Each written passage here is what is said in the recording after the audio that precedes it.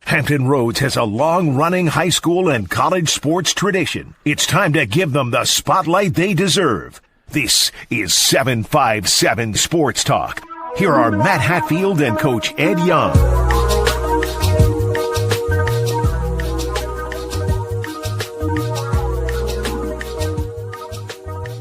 And welcome to another edition of 757 Sports Talk, powered by Cova Sports TV. Like, share, and subscribe and interact with us. He is the coach, Ed Young. I am Matthew Hatfield. Ed, another week of NFL action on Thanksgiving weekend in the books. All kinds of exciting games all across the landscape as we put some of the results on the screen.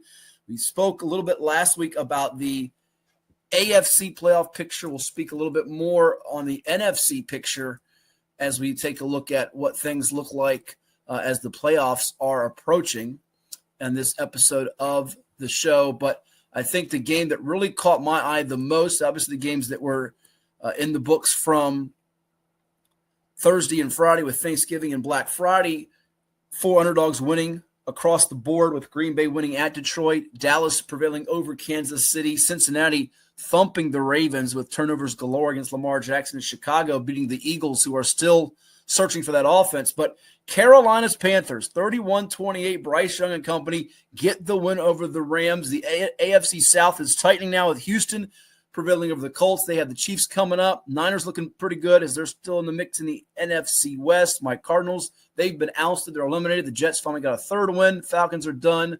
The Jacksonville Jaguars now have the tiebreaker over the Indianapolis Colts for the time being, as they sit right now at 8-4, 25-3 win over the Titans. Seahawks pitch a shutout of Minnesota, which has gone cold offensively in a big way. New quarterback there.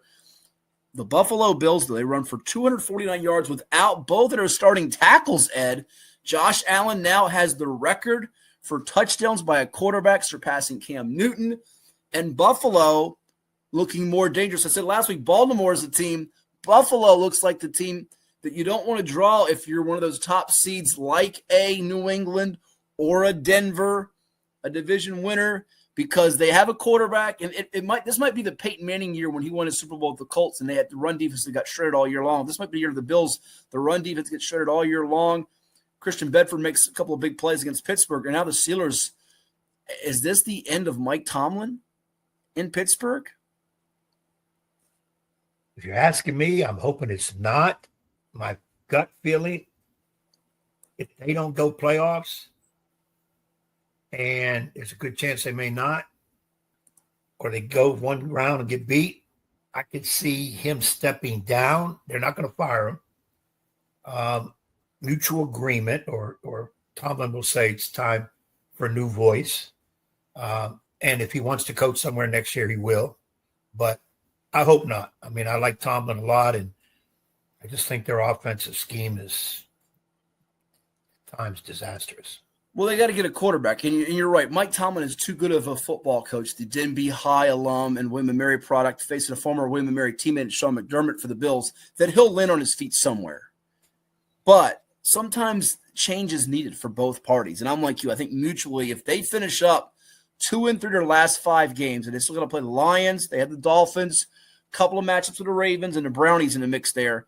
I'm not sure at 8-9 he's going to survive in terms of wanting to stay there and then wanting him to stay there. It might be they might say it's time to go elsewhere. And he's been there a long time. And the Steelers don't fire coaches, as you know. Chuck Noll, Bill Cowher. They've had like 3 coaches in 70-something years. But it could be time that they have that change, whether people think it's great or not.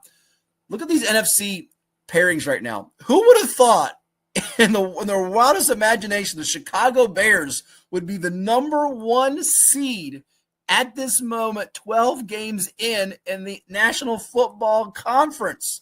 Can you believe this? 9-3 to Rams fall against Carolina. Finally, a couple turnovers for Matthew Stafford, who was the definite MVP favorite for a while there. Philadelphia's got the offensive problems. And, oh, by the way, Carolina, who's lurking in the background, you'll see as we scroll down, they have a chance at 7-6 to catch the 7-5 Bucks. Still a couple meetings with them. Your wild cards look pretty solidified with Seattle, Green Bay, and San Francisco. all of whom are still in the division title chase. The Packers still play the Bears twice. The Lions-Cowboys on Thursday night. What a big game. 7-5 versus 6-5-1.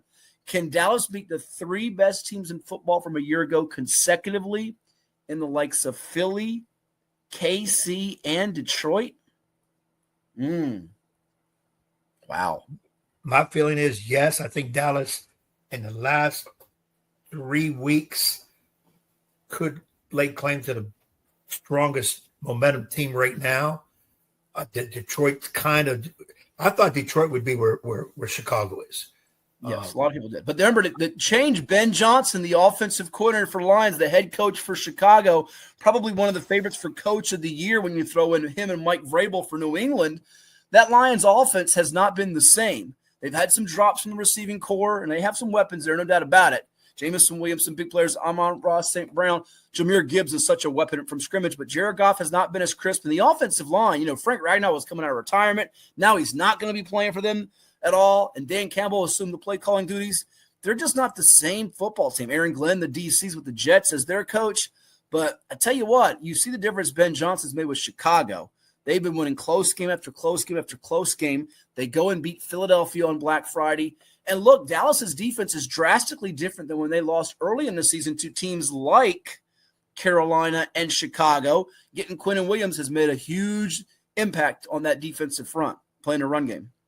Yeah, great pickup for Dallas. And I think they'll be, if they can get in there, I think they'll be a factor in the playoffs. So we'll see how that all plays out and things shake out in the NFC as they move forward. Right now, as the calendar moves into December, who are your two favorites to go to the Super Bowl? You got to pick two. Who are your two? Rams.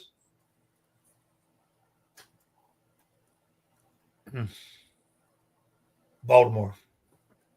Really? Despite both of them losing?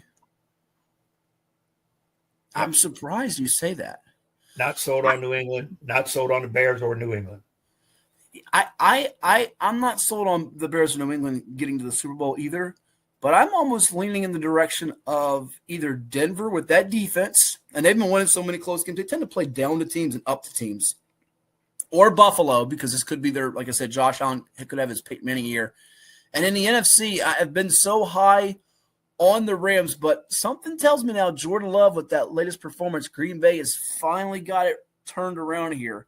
Matt LaFleur's play calling scares me to death there, but NFC's wide open too. I mean, this is, you could pick the 5, 6, 7 seeds and they could be live to get there. San Francisco, if they ever get healthy, which is always a problem for them, I mean, they always have a chance, you feel like. So we'll come back and discuss more when it comes to football as we move it from the pro ranks to college football and get Ed's take on Lane Kiffin. Yeah, Lane going to Baton Rouge. It's on the way here on 757 Sports Talk. Like, share, and subscribe. And we'll also discuss UVA's big win over the Hokies of Virginia Tech. It's Cova Sports TV. This is 757 Saturday Sports Talk. Here are Matt Hatfield and Coach Ed Young.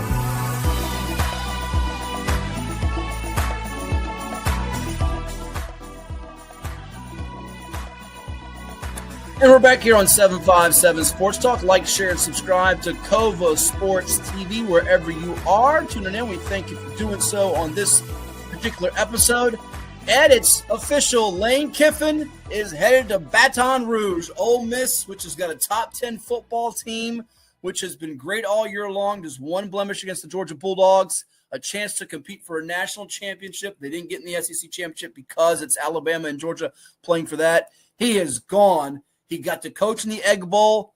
And Monty Kiffin's son, the great respected D coordinator for many, many years, Tampa Bay Buccaneers, one of the best defensive coaches in pro football. His son is on the move yet again as he continues to hop from place to place to place. He's been at where? Tennessee, Southern Cal, now here, LSU after being Ole Miss. It's like his third or fourth SEC job. I think it's fourth. I'm losing count. He was an assistant and aide, offensive brain trust to Nick Saban.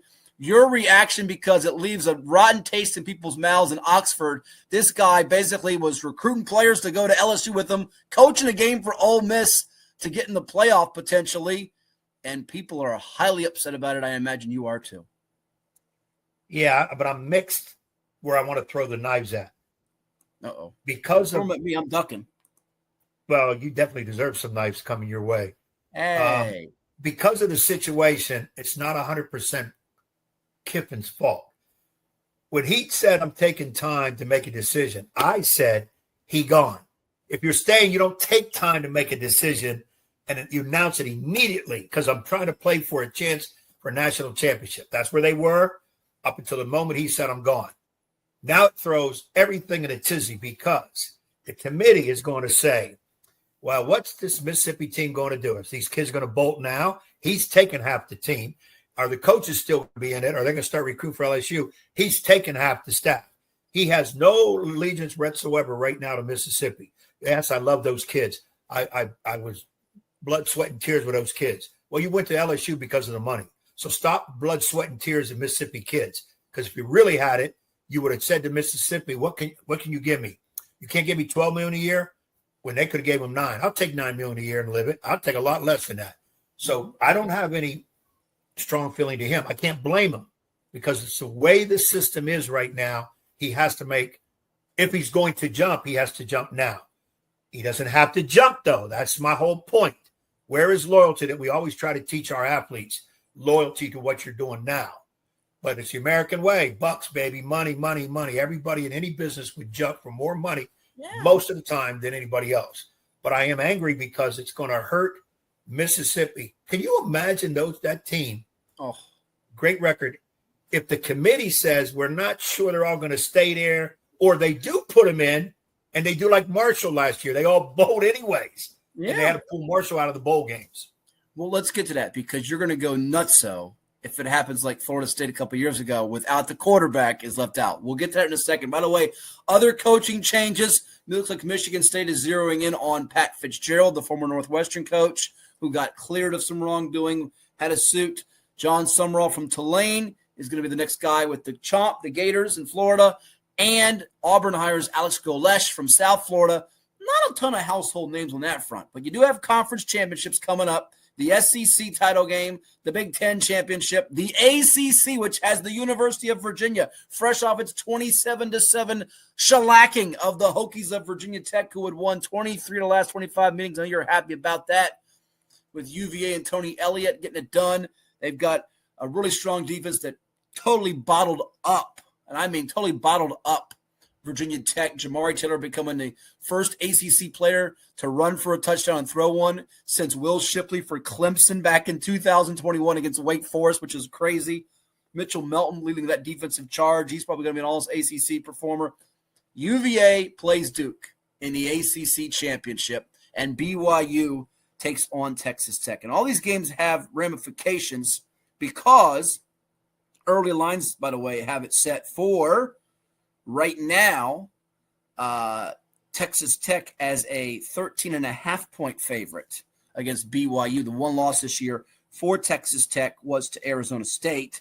You have, of course, the Indiana-Ohio State game, which is juicy. They're both edged solidly in the tournament. They're not going to miss. Remember, Georgia lost to Alabama in its first go-round this year. Alabama is a 2.5-point dog against the Bulldogs after surviving the Iron Bowl with Auburn. Buckeyes are a 5.5-point favorite against the Hoosiers after finally beating Michigan for the first time in 5 years. They've won every game by 15-plus points. And then you also have this UVA-Duke game. UVA doubled them up, 34-17 the first go-round. 2.5-point favorite against Manny Diaz and the Blue Devils. I'm not so confident about this, and I'm gonna rain on the Virginia parade here. I'll be honest with you, Virginia, it's a great story, awesome story, happy for people in the Commonwealth. They don't belong in this tournament, nor does Duke. Miami's the best team in the ACC. 5-way tie for second with SMU, Georgia Tech, Miami, and Pitt. And I know Miami lost a couple of games this year. I'm aware of that. They lost a couple of games to 8-4 football teams that they could have won and probably should have won. They just beat Pitt 38-7. Miami blew its chance by losing to Louisville 24-21 and losing in overtime to SMU 26-20. But let's be perfectly honest here. They're the best team. And UVA or Duke is going to get handled by an SEC team like Texas A&M. Ole Miss is not going to be a 5 seed as Andy Staples. Sorry, Andy. Love your work on 3. but they're not going to get a 5 seed because the committee's going to drop them into a matchup with Notre Dame. They love your beloved Irish so much that they'll pound Ole Miss 31-14. And you're saying, yeah, it's right. That's what's going to happen. So the group of 5 is going to be either Tulane, JMU, or North Texas. Tulane plays North Texas, and if JMU beats Troy in the Sun Belt Championship, I know you, like my pops out there, are rooting for the Dukes of JMU to get there. They'll probably get the shaft, so there won't be 2 Commonwealth teams. There'll be 1, just UVA. If they beat Duke, there might be none. But let's be perfectly honest here. UVA is not beating Miami, Vandy, or Texas. And I want to tell you one more thing here. My last comment, and I'll let you go. The SEC, whether you like it, people in the Big Ten like it, or anybody likes it or not, you take this to the bank. There's going to be a 3-loss team from the SEC, maybe 2 of them, perhaps even with Texas, in this tournament. I know you say 3 losses bumps you. They're taking the 3-loss team. And I believe if Alabama is to get thumped by Georgia or the other way around, they should not go because Alabama lost to Florida State, who went 5-7 this year. They don't belong if Georgia pounds them 35-14. Keep it close. You can convince me. All right, floor is yours. I don't know where to start.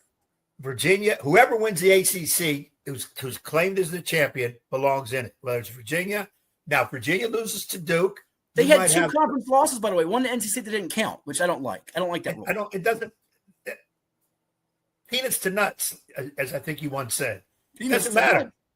Who's in first place and declared the champion? Miami has no shot. Miami doesn't belong in here, period. End of story. Didn't they beat Notre Dame, though? Didn't they beat Notre Dame? And didn't they lose to SMU? Didn't they lose to Louisville? Give me some other ones. They lost what? But 3? hold on. Miami is getting penalized for beating Notre Dame more than that Notre Dame's getting rewarded for losing the game. It doesn't make any sense. Doesn't make any sense. Based on what this committee talks about and does, I see it. But I'm also going to say if JMU wins, they belong in it. Alabama loses to Georgia, get them out. 3 losses, you're not in this tournament. I don't want to hear 3rd, 4th, 5th place SEC belongs more than a Tulane or JMU. I don't care. Those teams won their conference. They belong in the playoffs. I've been saying it all year. They belong in the playoffs. Now, I heard that conference tournaments won't have any bearing on the playoffs. Is that true? Is that not true? Conference tournaments, conference championship game, get rid of it. Right. It's not needed. Get rid of it next year. I'm with you. Get rid of it. I think it was Dabo from Clemson Ed said the same thing last year, that it hurts you more than it helps you. He had to play SMU in it. And you know what? It basically says if you're in the conference championship in the SEC or Big Ten, you get a free game. You get a mulligan. You can go lose by 40 points, which I don't like. We know they're the 2 behemoths, by the way. And Oregon's going to get in probably in the 8-9 or 7-10 game. What's their great win this year? They didn't have to go beat Indiana or Ohio State. The Big Ten and SEC get the better end of things than the other conferences. And look, I don't have a problem if JMU wins its Sun Belt Championship to get the 12 seed over Tulane or North Texas. I'm okay with that. I don't think they will, but I think they're deserving of it. I'm just telling you, this committee, you can take it to the bank. There will be at least 1 3-loss SEC team, if not 2. I'm guaranteeing it. They don't love it. And you know who else is going to get the poor shaft is Vanderbilt. Diego Pavia and Vanderbilt, they've been great this year. They're not going to get in. They're not. Well, like I said, Texas knocks off Texas A&M. All the people in Texas are saying Texas belongs in there. Yeah. Okay. Well, win more games then. I'm sorry. Win more games. Or get the hell out of that conference and go win the Sun Belt or whatever. You go undefeated every year and you're in. That's how I look at it. Ohio State's the best team. I won't be shocked if Cignetti beats them in the Big Ten championship. And I think the best defense is Oklahoma's going right now. We've got high school football chatter coming your way, including some playoff sound as we go through the state semifinals coming up and talk about the region championships that just transpired. It is Cove Sports TV and 757 Sports Talk. Like, share, and subscribe. Plus, interact with us. Here's Haru rolling right. Completes it and is caught. Donovan Brown, touchdown Indian River with 4:57 to play. And the Braves have broken the tie with the Stallions for a 3rd time this afternoon. Haru puts it on the button to a 3rd different pass catcher who finds Pater. That's an awesome play there. And number 11 has come through for them this half. All right, here with Indian River two-way senior lineman Corey Sanderlin, who recovered the fumble to help his team preserve the lead and win it over Green Run 20-14 in the region championship. Corey, this was a dogfight, but you guys pulled it out. How'd you do it? Tell me about that play where you recovered a fumble to seal the deal for your guys. Hey, man, I was getting triple teamed all night, so by the time I got off the block and looked up, he was right there, so all I knew was to grab him, and then he had the ball loose. So I'm reaching at the arm mid-tackle every time, and then I slid perfectly on the ball. It was just perfect play. You've been known as an all-state offensive lineman from a couple years ago, now playing defensive line 2 now at Indian River. You were chasing that quarterback for Green Run all game long. What was the strategy and game plan coming in to bottle up that offense, which you did for almost most of the game? I just knew we was better. Okay. So I was using my speed and my quickness. They were some big boys, so I'm just running around them, mixing it up with power and finesse, getting home. How much was the confidence from all the battles you had in the Southeastern District this year with Oscar Smith and Kings Fork and Anthem? Did you guys feel like those games prepared you for these moments? Oh yeah, definitely. They got to walk to the playoffs. We already knew what it was going to be. We in the SED. Sure. I feel like you're one of the more underappreciated linemen in the area and the state. Your coach, Brendan Carr's, told me that since the offseason. What makes you tick as a lineman? What makes you effective in your eyes? Wait, hold on. What makes you effective? Is it your film study? Is it your No, not my film study. It's just the fight I bring to the game. Like, I'm never laying down to nobody. Sure. You enjoyed Thanksgiving yesterday, right? Yeah, I ain't eat too heavy though. Didn't eat too heavy? I ain't want to be sluggish. Now that you can win the game, you can eat a little bit heavy. What are you going to? What's turkey wings, cornbread. You got a dessert you're gonna crush? Nah, I ain't really a dessert guy. Okay. I like the real food. Next week you'll be taking on either Highland Springs or Hermitage. I think Highland Springs is up in the state semis. How big would it be to get another win and go into the state championship for Indian River football and for you as a senior? Last ride. Big, man. It'll be big. I'm trying to put the school on the map. When you watch these Braves play, you'll see number 58 battling in the trenches on the O-line and D-line. Corey Sanderlin, congrats. Thank you so much. This is 757 Saturday Sports Talk with Matt Hatfield and Coach Ed Young. That was Corey Sanderlin of the Braves of Indian River. Ed, they knock off Green Run for the second time in 3 years over at Elijah Cadillac Harris Stadium in Virginia Beach. They'll now get a date with Highland Springs for the first time in the state semis in 10 years. Springers won that match at 35-10. You know how good of a coach Lauren Johnson is and the athletes he has on his roster. Meanwhile, it is going to be Maury in action against Stonebridge, and they've met 3 different times before in the state championship game at Hampton University, Old Dominion, UVA.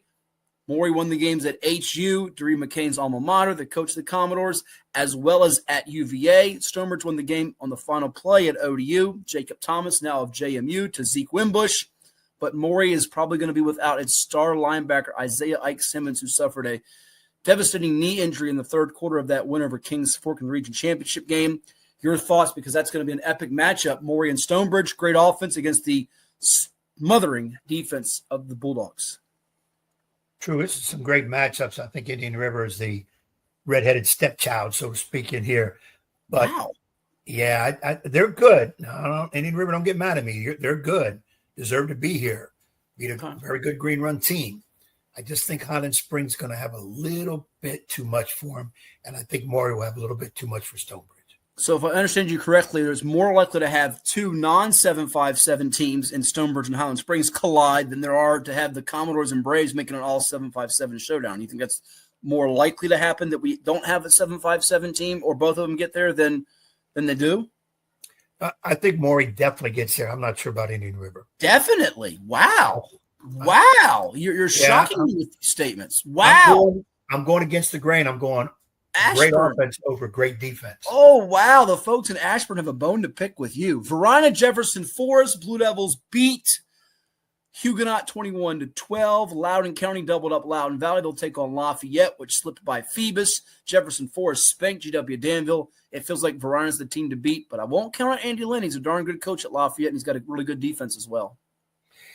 I think Verona up top, but I have not given Jefferson Forest any respect all year. Don't dislike him, but I'm going with Verona. And I think I'm going to Legions to Lafayette over the county. Okay. And by the way, you see in gold are the teams hosting. Lake Taylor's hosting Magna Vista. Kettle Run's hosting Liberty Christian, the 2-time defending state champs who came in as a number 60. They beat Heritage of Lynchburg in overtime. Oh, that game with Hank Slater's Titans and Joe Favero's Warriors should be a shootout, a fun one, maybe the best state semifinal on the board. It could be the first of 40 wins it, right? Yeah, that's going to be put get in the end zone. They're going to be in the end zone, both these squads. I like, of course, my heart's with Lake Taylor, and I'm looking hard at Liberty Christian. Okay. LCA is trying to make it a three-peat in Class 3 football. We're down to just 2 undefeated teams, by the way, in all of Virginia High School League football. It's Union and it's Glenver in the state semi. So after the first weekend of December, there will be just one team left that's unbeaten in Virginia High School football, and it'll be in Class 2. Speaking of Class 2, when we come back, you'll hear from Carter Jones, the Poquoson Bull Islanders, one of the top linemen in the class of 2027 Region 2A champions over Armstrong. He'll chat with us right here on Cova Sports TV. Like, share, and subscribe, and we'll be back with Carter. Stay tuned. He is a two-way lineman from Poquoson High School, one of the nation's top recruits from the class of 2027 through 11 games this year. I think his stats were looking like this: 38 tackles. He's got 8 for loss, a couple of sacks. He's an all-state performer, both sides of the ball, and his team is region champions yet again as they beat Armstrong, coming from behind 19-14 in the region final the day after Thanksgiving. He's got 35-plus offers, I think, and counting. We say hello and congrats to Carter Jones this morning. Carter, thanks for doing this with us. How you been? Had to be sweet to get that win last night, huh? Yes, sir. It really was. It was a great team victory. I mean, we really put on a show there. We had a ton of Poquoson fans come out, about a 2-hour drive to Armstrong High School, and it was really an amazing moment. Just a beautiful night to play some football. You guys took the lead on Cody Little's touchdown run. You guys as linemen don't always get the glory, but as a unit, and I know yourself along with Braden Agnews, who was the Bay Rivers District Defensive Player of the Year, how much pride do you take when the game's on the line like that, fourth quarter, taking guys off blocks, running that wing tee, and just trying to use just your will and manpower to make them submit, if you will?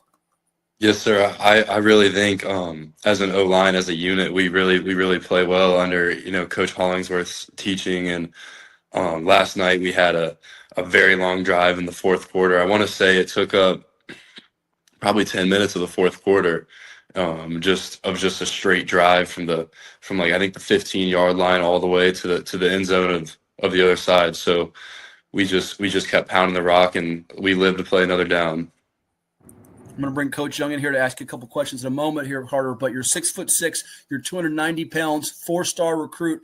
But one of the things in talking with coaches at Poquoson and people around the area is how grounded you have stayed. How have you maintained the level-headedness and kept focus on everything in front of you and the team bond, the unity? Because it's very easy to get sidetracked and distracted by recruiting, but you've remained focused on the task of winning a region and state championship at Poquoson. Take me through how hectic it's been, but also how fun it's been, because not every kid gets this opportunity to have this many schools recruit them and have the chances to go to different places like you went last week, such as Texas, to check out the Longhorns and Razorbacks in the big SEC game. Tell me how you've handled the whole thing. It's been a really interesting process for me, and it's been a great process. I've enjoyed every moment of it, really, and I've had a lot of coaches help me along my way, and multiple different people invest in me, and I have to thank my parents and thank God for helping me out, and I have an agent who really helps me out a lot. Coach Isaac, he's been helping me out a lot, and I think for me, it's just been staying with my brothers, staying with my teammates, and just playing football the way it's supposed to be played. Good deal. We're chatting with Carter Jones. He's a two-way standout and force in the trenches for the Poquoson Bull Islanders, now region champions in 2A for the 4th consecutive year, beating the Armstrong Wildcats 19-14 on Friday night. They'll play host to Strasburg, the team that ended their 2024 season, coming up next Saturday, December the 6th at Poquoson Middle. It's 757 Sports Talk on Cova Sports TV. Ed? Hey, Carter, I want to go in depth with you on some of these questions. Now, first, yes, sir. I'm a teacher, so I got to ask you. We know you're killing it on the field, but let's be real. What you doing in the classroom? I had all A's last quarter. Look at that, all A's. Yes, yeah. Sir. Okay. I like. Well, see, Carter Hatfield had all A's too because he was absent every day. Oh, you're rough. You're brutal. That's why he had all A's. Absent. Yeah. So now, okay, looking forward to. We don't know what school you want to go to yet, but do you know what maybe you want to major in at the college level? I'm really thinking about majoring in business. I think that'll be a good degree for me. I'm really a math focused kid, and I think math is my strong point. Okay. Good deal. I thought Ed was about to sell you, Carter. He's a diehard Notre Dame Fighting Irish fan. I thought he was going to sell you on Notre Dame here and make the pitch, which we'll probably do here before we end this interview. But go ahead, Ed. I know you're gonna ask him some more about that. We want to ask about some of the schools recruiting and also what's ahead for this Poquoson team with Strasburg coming up next week. Yes, sir. Ed. Well, my thing, Carter, is Notre Dame in the picture? They have been for a while. They've been recruiting me since I was a freshman. I still need to make a trip up there and get to see the Irish play, or maybe go on a junior day up there. I've been in contact with Coach Rudolph, who's their offensive line coach, and we've been talking since my freshman year. He invited me up on a game day visit. Okay, good deal, good deal. Now let's take the people through this. Carter. Oh, go ahead. Oh, here Ed's going to cut me off with this. Go ahead. What do you got? Carter. Yes, Stop sir. thinking about it and do it. It's Notre Dame, the number one college program in the country of all time. Most Heisman, best lineman, most drafted lineman in the NFL, most drafted lineman in the NFL. Don't let nobody steer you the wrong way. Okay? Touchdown Jesus, so you're going to have Jesus next to you in the game. Okay, you're not going to get that nowhere else. So I'm just, you do what you got to do best for you, but I'm just saying, get up there and look at that campus. You'll be sold. Yes, sir. Let's do this, though, Carter. Take us through the places you've seen. You just witnessed the game with Texas and Arkansas. What do you make of the Longhorns? And people are always, you know how it is with message boards and social media, that this is his favorite. These are the schools. But take us through who you've seen and who you like at this point. Not necessarily have a favorite or who's, a top five, but take us through what the update is right now, if you can. Right. So I've been going a lot of places, really just locking in on some of my top schools and getting to see those schools, as well as I took a few other visits, like so I didn't have an offer at LSU or Texas yet, and I wanted to go see those schools before I released the top 10 and top 12. So I really wanted to see LSU and Texas, and I think those will be good schools for me as well. They both have great environments, great atmospheres. Other schools I'm really interested in besides Texas and LSU are Tennessee, Clemson. I'm very interested in Clemson. I've been down there 5 times. Tennessee, I'm really liking their group of O-line coaches. They're just very genuine people, and that atmosphere at Rocky Top's amazing. Also with in-state, I'm really looking at UVA and Virginia Tech. My grandpa actually played defensive end at UVA, so that's a really high school for me. And then some Big Ten schools I'm really looking at has been Ohio State and Penn State, and I'm also really looking at Florida as well. That's terrific. We're talking with Carter Jones, the two-way standout for the Poquoson Blue Islanders, region champs in 2A yet again as they beat Armstrong 19-14, getting ready to take their record, which is now 12-1 the season at home against Strasburg in the state semis. Carter, our guest here on 757 Sports Talk and Cova Sports TV. And if you got a question out there through the social channels on YouTube, Facebook, IG, Twitter, X, you can send it our way here for Carter. We'll throw it his direction. But when we interviewed you, I think for the first time, you were like a freshman or sophomore. You were getting attention from colleges. Now it's blown up to 35-plus offers, as we mentioned. Give me these two answers if you can. What have you learned on this process from the start to now that you didn't know? And B, what are you looking for in a school? Has that at all changed from when you began this whole process as a ninth grader, now getting ready for your senior year when this one's done as a junior? Take me through how that's all kind of evolved for you from day one at Poquoson to this point. That's a really good question. Some stuff that I've learned since I was a freshman, as you guys know, so much has changed just since I was a freshman, not just from what I'm learning, but it's also changed with rules and different spaces in college football. But I've really been learning how to look at schools and the ways to look at them and to see what you want, because you need to have like really a standard checklist of what you want. You don't want any school to really veer off it. And I'm really looking for like a really good culture, and I want to be playing with a really good group of guys, and I want the coach I'm going to go and play for, I want him to want to invest in me and put into me like some of the coaches that I've been blessed to work with throughout my high school career. I think a good culture and really good coaches, people that want to develop me and want to see me live out a career is what I'm looking for. Terrific. One more before I throw it back to Ed, and he continues his Fighting Irish pitch with you, Carter. You are getting a lot of attention, both sides of the ball, offensive line, defensive line. You are so good at each side of the football. I'm guessing most of them like you on the offensive line. Have you heard more defense, and which do you enjoy more? Which is easier, more natural to you? So I think my freshman and sophomore year, I think defensive line was definitely a lot more natural to me. And then this offseason, I really based my training and really locked in on offensive line, because that's what I want to play in college. That's really my true love, is offensive line. And I don't think there's a better feeling than getting pancakes. So I think for sure it's going to be offensive line, and I also think I could play defensive line if I really locked in on my technique. But offensive line is going to be where it's at for me. Ed, you know a thing or two about pancakes. You eat them all the time, don't you? Yes, sir. Hey, I'm with you, Carter. I love the pancakes. Now, not the ones you do, because I can see you flattening some people. Is that your best, the mark of a wide receiver, catching a great pass over top of defender, quarterback throwing a 50-yard touchdown, running back making that crazy jigsaw run? What is it for the lineman? Is it the pancake, or you got something else? I think a really good pancake, when you really hit them right, I think that's something that's really special. But I also think other things that could be special is when you get a really successful pass block and you just get it just right, or when you're at the tackle and you're pulling. Those are also some very fun moments for me. What's harder, pass blocking or run blocking? I think coming from a wing T high school, coming to go into these camps at Alabama and Tennessee, I think pass blocking's always been harder for me because we don't pass as much, and I'm really run dominant at these camps, and my run technique really shows the coaches what I can do there. And then I'm still doing very well at pass protection, and I've been working with a lot of different coaches, and I've worked with DJ Dinsmore at Indian River High School and on my pass protection technique. And I do think pass protection has always been harder for me, and it's something I love to continue to learn. Let's go way back to the young Carter.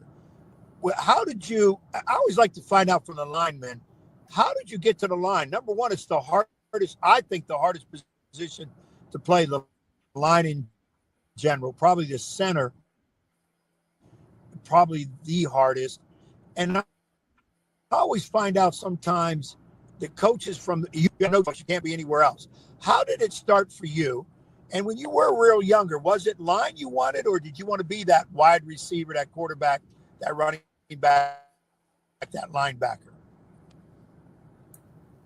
I really think when you're in those younger ages, I think you want to play wide receiver. You want to have some of that fame and the glory on Pee Wee football. But I started out playing tight end and defensive end, and then my freshman year worked my way to playing quick tackle after I gained a lot of weight going from 8th grade into freshman year. And since then I just started rolling, and we had a senior get injured in the second week against Grafton High School my freshman year. So I was starting both ways freshman year. I was playing nose guard and quick tackle for us. So that really motivated me to gain a lot of weight and put on a lot of muscle for my sophomore season. That was the summer where I went out to some camps and got my first few offers. Good deal. Now, does coach have a package where you're in the backfield, either lead block from the backfield or get a handoff at the 1-inch line and bowl your way over? Do you have that in the package? No, sir. We don't have one for me, but we have one for Braden Agnese. We call it BA Blast. Oh, I love it. BA Blast. Now, yes, sir. Okay. Carter, being the senior that you are, no, he's a junior. He's a junior, Ed. He's a junior. Time out. He's a junior. Oh, junior. Yeah.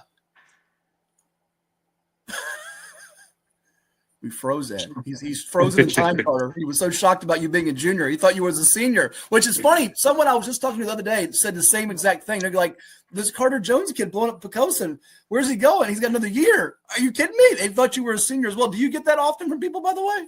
I do. People really confuse me for a senior. I think a lot of people used to commit late into their senior year versus now in the new ages of recruiting, people are committing early in their junior year. Good deal. I think Ed's frozen, so we'll try to get him back. If not, we'll finish up with you here. A couple more minutes. We thank you for the time here today. Carter Jones, the two-way standout lineman from Poquoson High School, our guest here on Cova Sports TV. Like, share, and subscribe, and interact with us on the YouTube or any social channels that you're watching the show with us. Before we finish up with some rapid fire with you and let you roll here, I want to know, Carter, you get Strasburg now. I know you guys since last year, the pain. Take me through how you think you're a different team and will be prepared better for this matchup. I know you had to go on the road last year. It was a bus ride, and that can be a little difficult, can't it? Yes, sir. We actually played Strasburg at home last year. And luckily we'll be playing them at home again this year. And I think that we're a team that's a lot more hungry than we were last year. We had a lot of injuries last year, but this year we're pretty healthy, and we had our middle linebacker out against Armstrong. However, I think he's going to be coming back for Strasburg, and we're a hungry team. We're a team full of dogs, full of energy, and we have no underclassmen starters, so it's all juniors and seniors out there.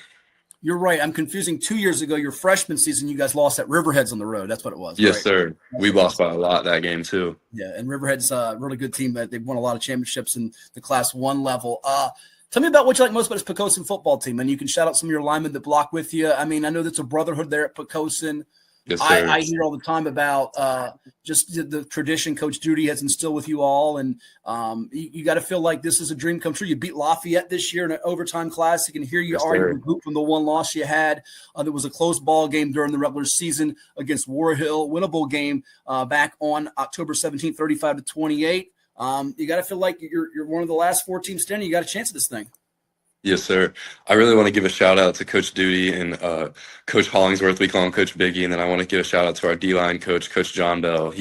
They've all been a huge impact for me, with Coach Duty reaching out to coaches for me and bringing them into high school and getting them to talk to me. And also with Coach Hollingsworth, he's been studying offensive line, and he really puts in the effort for us. He grades us, and he watches the film and the other team. He tells us what we need to know. And Coach John Bell, he's always putting in the work, finding out new techniques every week for us and what we need to do, and he installs it really well.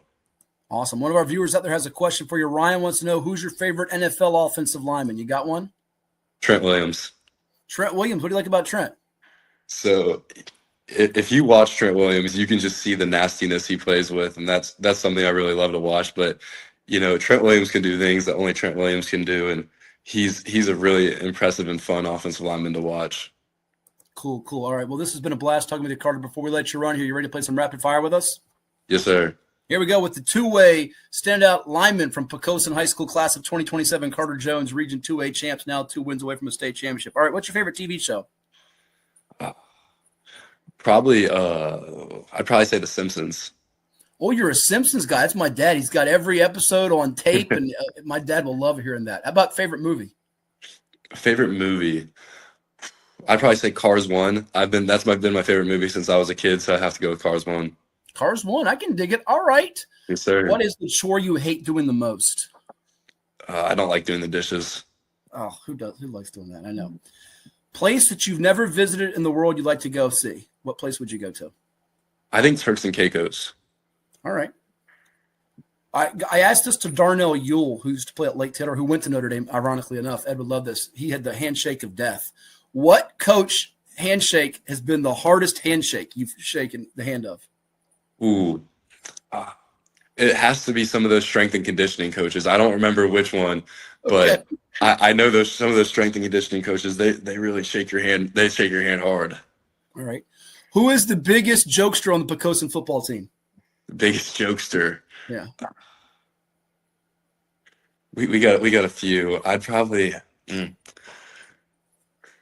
I would say for the offensive line, it's probably Gavin Kaufman. Gavin Kaufman. All right. Who is the fastest dude on the football team? Who wins a race? It's probably between Aiden Stiver and Owen Cubb. All right. A couple more for you. Late night snack. What's your go-to? Probably a protein shake and pretzels. All right. What was your one Thanksgiving item you had to have? Be it side, be it dessert. What was your one go-to? My go-to, I always love getting some mac and cheese on Thanksgiving. All right. And lastly, if you could trade places with anybody in the world, who would you pick?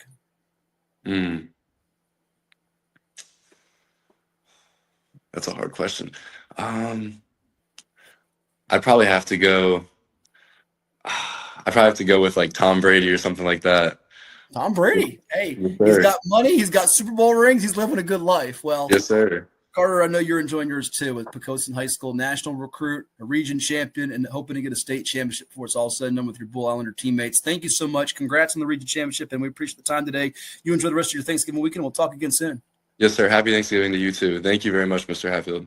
You got it. Carter Jones, our guest here on 757 Sports Talk on Cova Sports TV. We'll take a timeout and come back with more.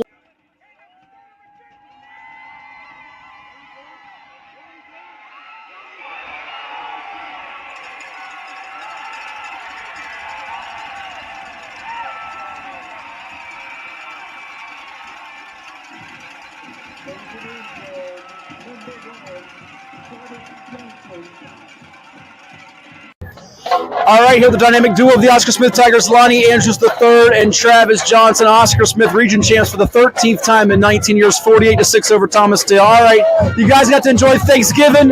Now the journey for back-to-back. You're 2 wins away. Lonnie, you guys came out and played almost a perfect game. Did you expect to dominate this type of way by running clock against a good team? Our coaching staff just preaches to us every week. If we execute the game plan that they put on the table for us, it's not going to be no problem to get a running clock like we did. So as long as we execute the game plan week in and week out, we're gonna get the job done. Travis, you've had some big touchdowns in your time at Oscar Smith. The Kings Fort game, the Indian River game, 93 yards to the house. Yeah. That's your longest and best one? It's this last one here, right? Yeah, that might be the longest one I ever got. Yes, sir. What was special about that play? He threw it to was basically a fade to the sideline. Take me through the play and what you saw. Corner route. I knew my quarterback was going to give me a chance. I knew I had to go get up and finish the play. We always say finish the play, so I had to finish the score.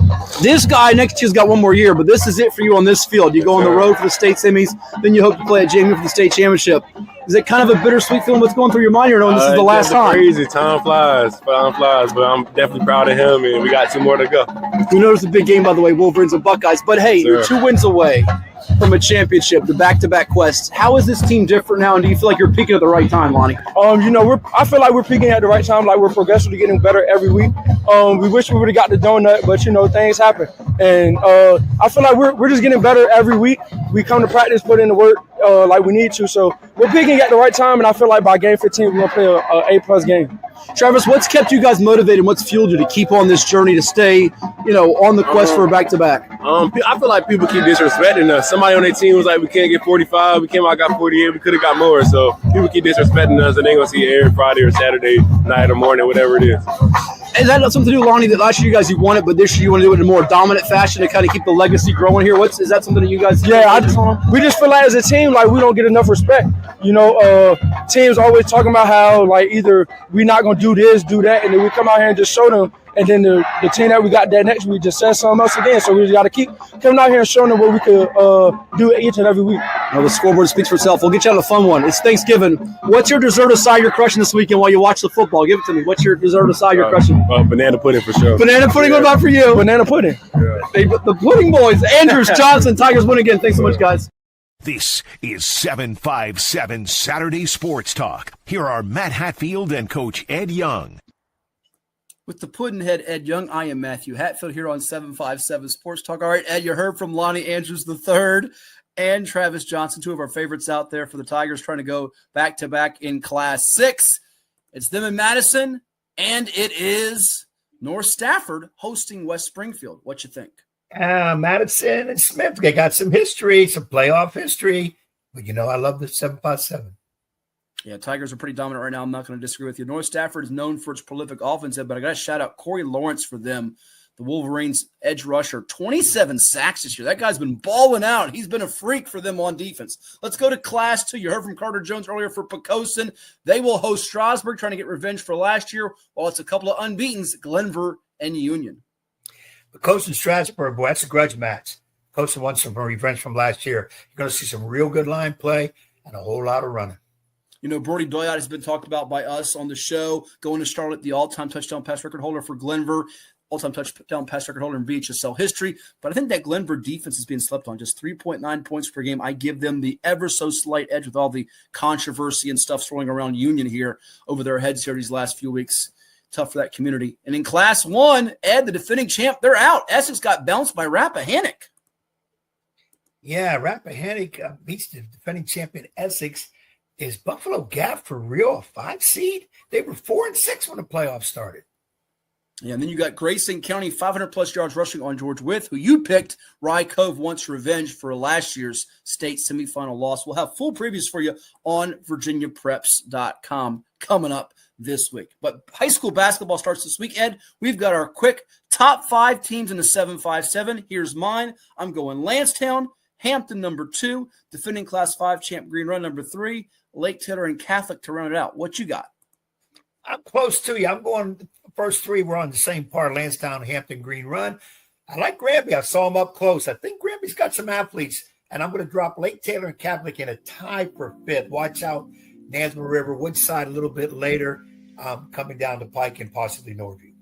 So that's going to do it for us on this episode of 757 Sports Talk. It's December. For the coach, Ed Young, I'm Matthew Hatfield, and we'll catch you next time right here on COVA Sports TV. See you later.